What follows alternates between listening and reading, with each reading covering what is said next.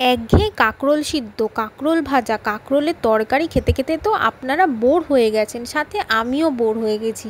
তাই আজকে বানিয়ে নিচ্ছি চিংড়ি মাছের পুরভরা কাঁকরোলের চপ।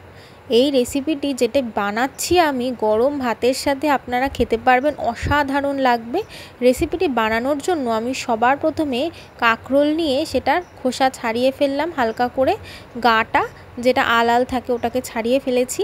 আর কাঁকরোলটাকে দু ভাগ করে কেটে নিচ্ছি, নিয়ে একটুখানি গরম জলে সেদ্ধ করে নিচ্ছি। দেখুন কাঁকরোলটা ফুটছে, সিদ্ধ হয়ে গেছে, আমি কাঁকরোলটা তুলে নিয়েছি। তারপর কাঁকরোলের ভেতরের যে দানাগুলো থাকে সেগুলোকে আমি বের করে নেবো একটি চামচের সাহায্যে। একে একে সবকটা কাঁকরোলের দানা আমি বের করে নিয়েছি।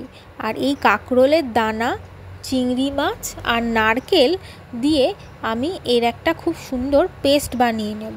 আর অন্যদিকে আরেকটি মিক্সিং গ্রাইন্ডারের মধ্যে কালো সর্ষে, জিরে আর কাঁচা লঙ্কা দিয়ে আরেকটি পেস্ট আমি তৈরি করে নেব।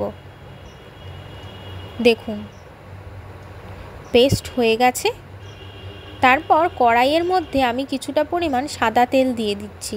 তেল গরম হয়ে গেলে কুচিয়ে রাখা পেঁয়াজ দিয়ে খুব ভালোভাবে ভেজে নেব, যতক্ষণ না পর্যন্ত পেঁয়াজটা গোল্ডেন ব্রাউন হচ্ছে। দেখুন পেঁয়াজ ভাজা এখানে হয়ে গেছে। তারপর আমি দিয়ে দিচ্ছি ওই চিংড়ি মাছ দিয়ে নারকেল দিয়ে বেটে রাখা যে পেস্টটা, সেটা দিয়ে আমি খুব ভালোভাবে এটি কষিয়ে নেব, যাতে চিংড়ি মাছের কাঁচা গন্ধটাও চলে যায়। ভালোভাবে কষানোর পর তারপর রোজকেরে যা মশলা আমরা ব্যবহার করি, হলুদ গুঁড়ো দিয়ে খুব ভালোভাবে একটু নাড়িয়ে নেব। তারপর তার মধ্যে দিয়ে দেবো নুন আর ওই চিনি পরিমাণ মতো, আর বেটে রাখা সর্ষের পেস্টটা দিয়ে আবার খুব ভালোভাবে কষিয়ে নেব। আর পুরটা একটু শক্ত বা টাইট হবে, এতক্ষণ পর্যন্ত পুরটা কষাতে হবে। দেখুন পুরটা বানানো হয়ে গেছে। তারপর কাঁকরোলের ভেতরে এই পুরটাকে দিয়ে আমি আস্তে আস্তে করে মুখটা বন্ধ করে নিচ্ছি। দেখুন পুরগুলো কাঁকরোলের ভেতরে ভরা হয়ে গেছে।